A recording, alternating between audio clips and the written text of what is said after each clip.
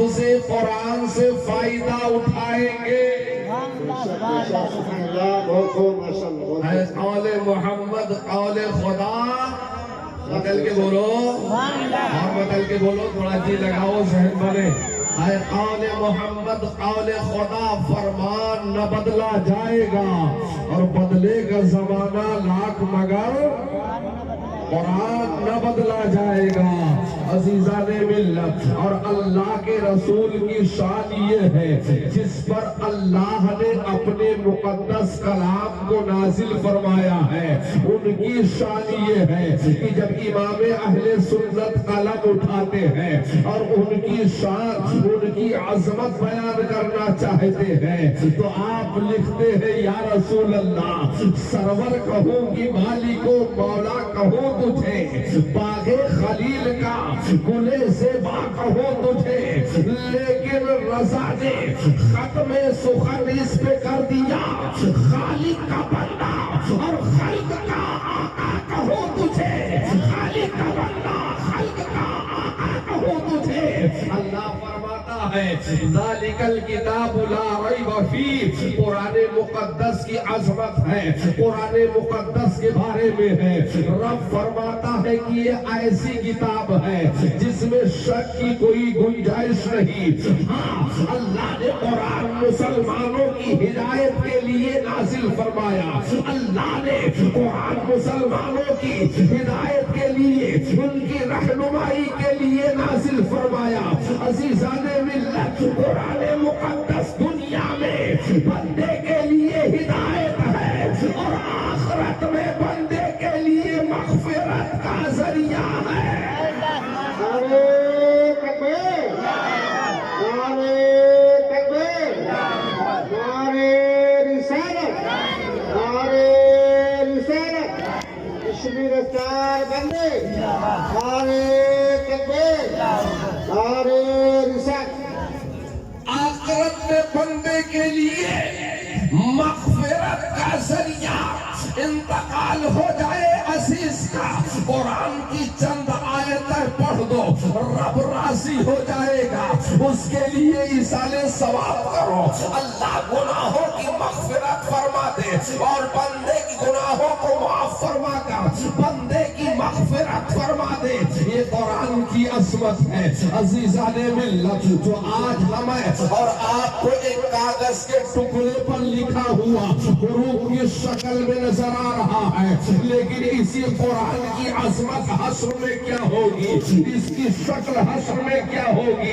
یہ انسانی شکل لے کے قرآن حشر میں کھڑا ہوگا, بارگاہ مولا میں عرض کرے گا, مولا میں قرآن ہوں, اے پروردگار تو نے مجھے زمین پر نازل فرمایا, دنیا میں اتارا, اے مولا جیسے میں نے تیری آیتیں اسے سنائی, یہ پڑھتا گیا, اس پر عمل کرتا گیا, اے مولا اس نے دنیا میں مجھے چوما تھا, اے مولا اس نے دنیا میں مجھے عزت کی نظروں سے دیکھا تھا, اے مولا اس نے دنیا میں مجھے اپنے سروں پہ رکھا تھا, اے مولا اس نے دنیا میں سینے سے لگایا تھا, مولا اس نے دنیا میں مجھے عزت دی ہے, آج آخرت میں مجھے اجازت دے دے میں اس کی عزت کروں. اللہ سبحان اللہ, بے شک بے شک. نعرے تکبیر, نعرے تکبیر, نعرے رسالت, نعرے رسالت, کشمیر اسٹار بندے, نعرے تکبیر, نعرے رسالت. مولا مجھے اجازت دے اور میں اس کی اجازت دے اور میں اس کی عزت کروں. کون کہے گا, کون کہے گا. میری بہنوں, اللہ اولاد عطا کرے تو یہ دل میں ٹھان لو کہ بندہ ڈاکٹر, میرا بیٹا ڈاکٹر بنے یا نہ بنے, انجینئر بنے یا نہ بنے, اسے حافظ قرآن ضرور بناؤں گی. حافظ قرآن ضرور بناؤں گی. ڈاکٹر ہے دنیا میں دولت کما کے دے گا, انجینئر ہے دنیا میں دولت کما کے دے گا, اگرچہ ایک حافظ قرآن زیادہ دولت نہیں کما سکتا, لیکن تمہیں یہ حافظ قرآن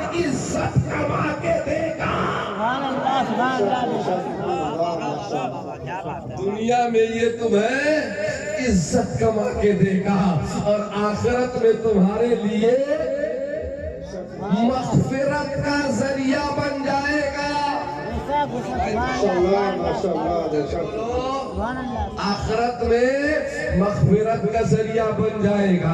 عزیزان ملت بارگاہ مولا میں قرآن حاضری دے گا, عرض کرے گا مولا اس نے دنیا میں مجھے عزت دی تھی, آج مجھے اجازت دے میں اس کی عزت کروں, میں اس کی تعظیم کروں, میں اس کی قدر کروں. تو پروردگار عالم اجازت دے دے گا, اے قرآن جا تجھے اجازت ہے, جہاں چاہے اپنے قاری کو لے جائے. تو یہ قرآن اپنے قاری کو لے کے, اپنے حافظ کو لے کے کدھر جائے گا؟ جنت کی طرف جائے گا.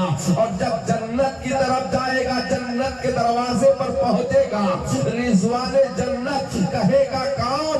جب قرآن آواز دے گا کھول دے دروازہ, تو اندر سے آواز آئے گی کون؟ تو قرآن کہے گا انا قرآن مع القاری, یعنی میں قرآن ہوں اور میرے ساتھ میرا قاری ہے.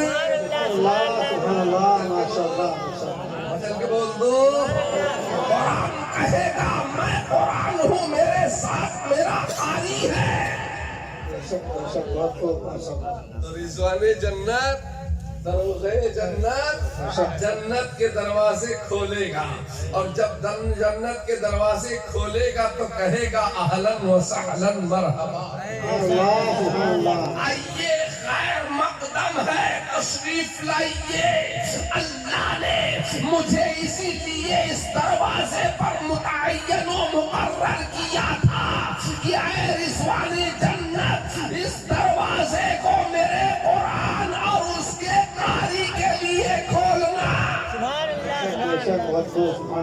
اس کے لیے میرے قرآن اور اس کے قاری کے لیے کھولنا.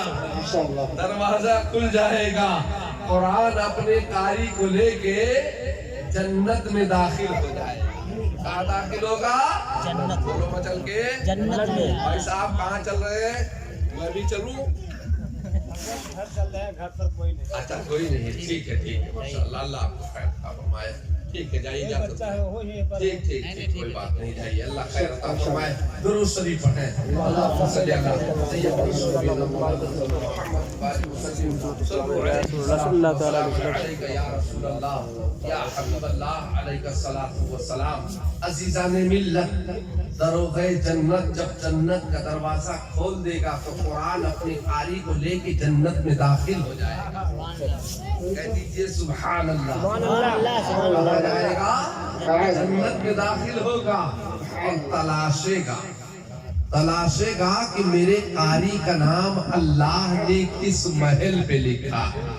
بچل کے بولو, بچل کے بولو, میرے قاری کا نام اللہ نے کس محل پہ لکھا ہے.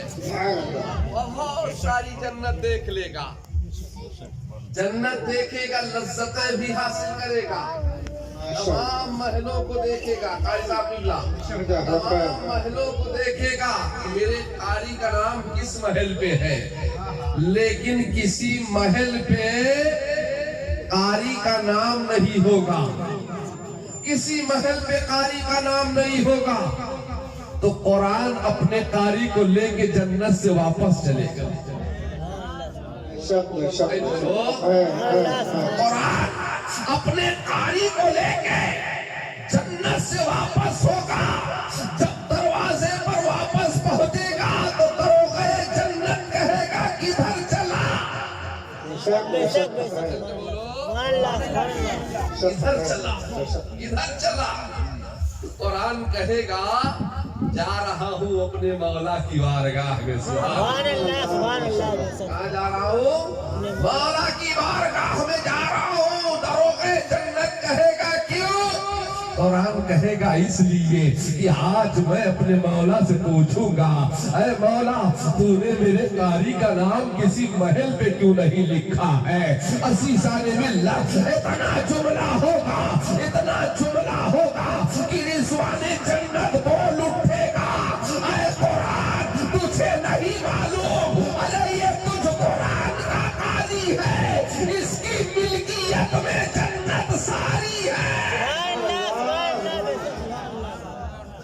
माशाअल्लाह इसकी मिल्कियत में पूरी जन्नत रखा है, पूरी जन्नत रखा है। जिस महल में चाहे दाखिल हो जाए, जिस महल में चाहे दाखिल हो जाए।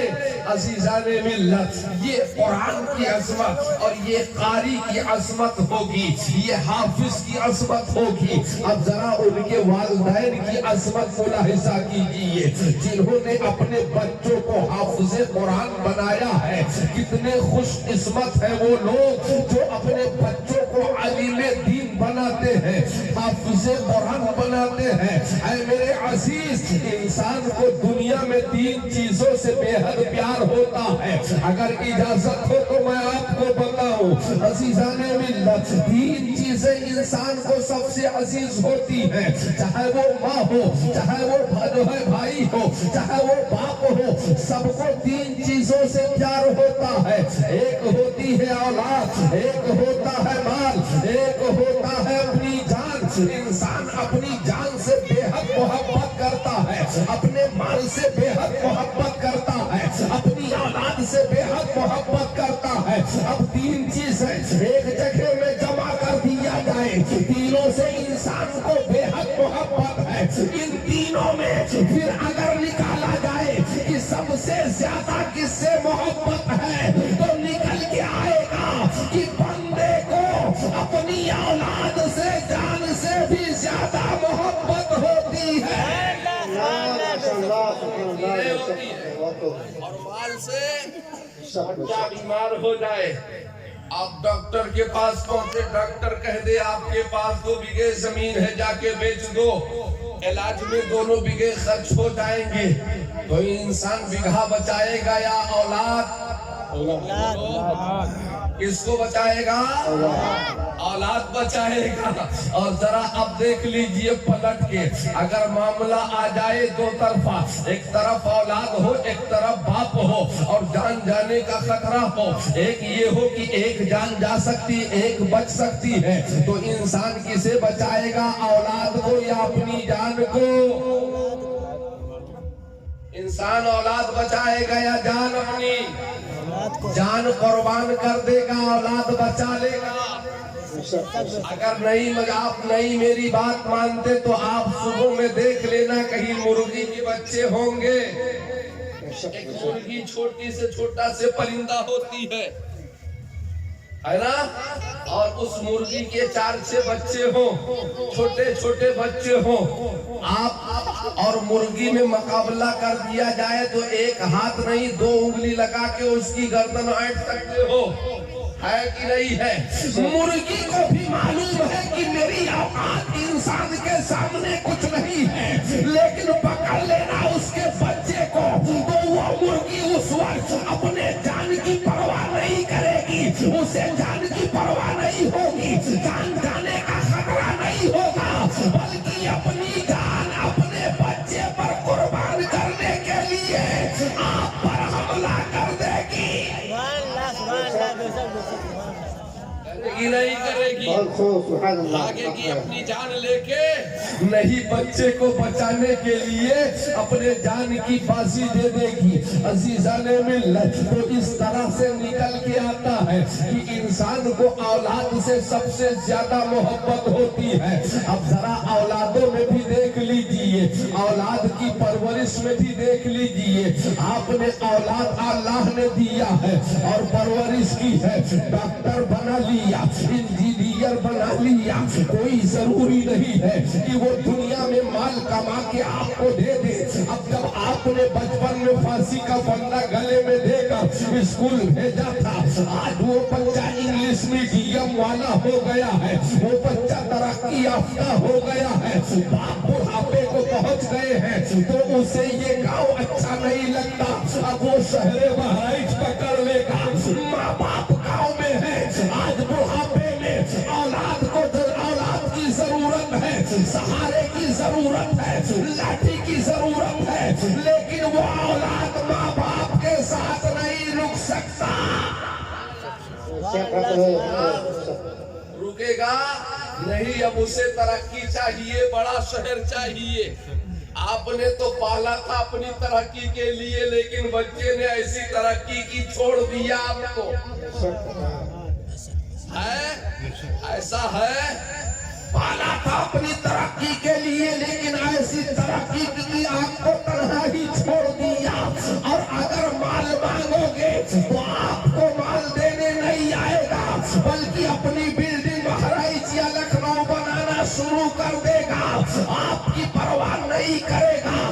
عزیزان ملت, اگر تم نے اپنی اولاد کو صرف اپنے لیے نہیں, اللہ نے اولاد دیا اور اسے قوم کے لیے پال لیا.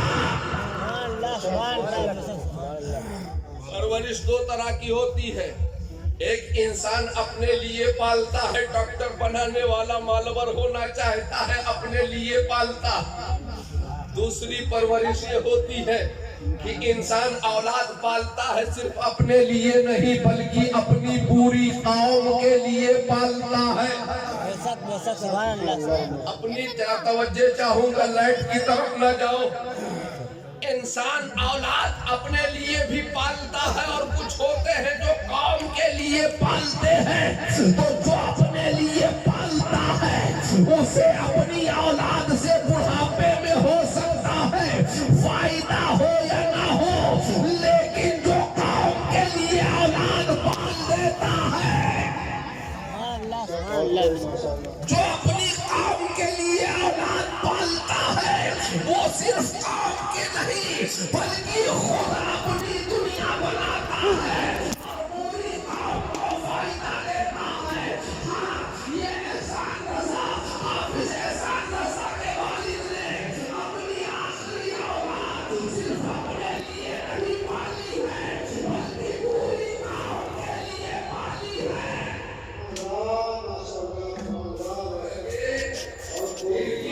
اپنی اولاد صرف اپنے لیے نہیں رکھی بلکہ پوری قوم کے لیے رکھا ہے.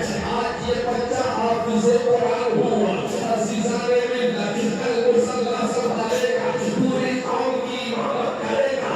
یہی بچہ جب اپنی قوم میں اپنی برادری میں کسی کا انتقال ہوگا تو مسلح امامت ہوگا. یہی بچہ اپنی قوم کے لیے ہاتھ اٹھا کے دعائیں کرے گا. عزیزان ملت, قوم کو بھی فائدہ ہوگا اور ان کے ماں باپ کا بھی فائدہ ہوگا.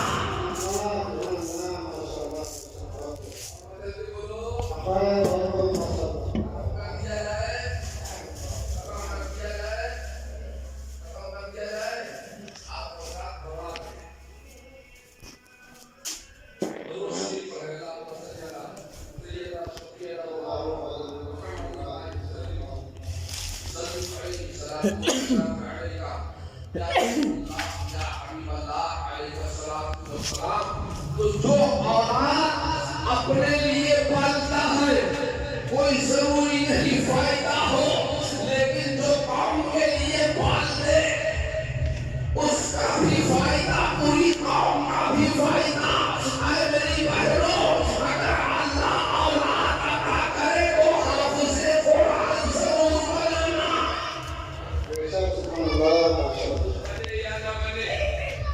تمہیں دنیا کی دولت کما کے دے یا نہ دے, لیکن آخر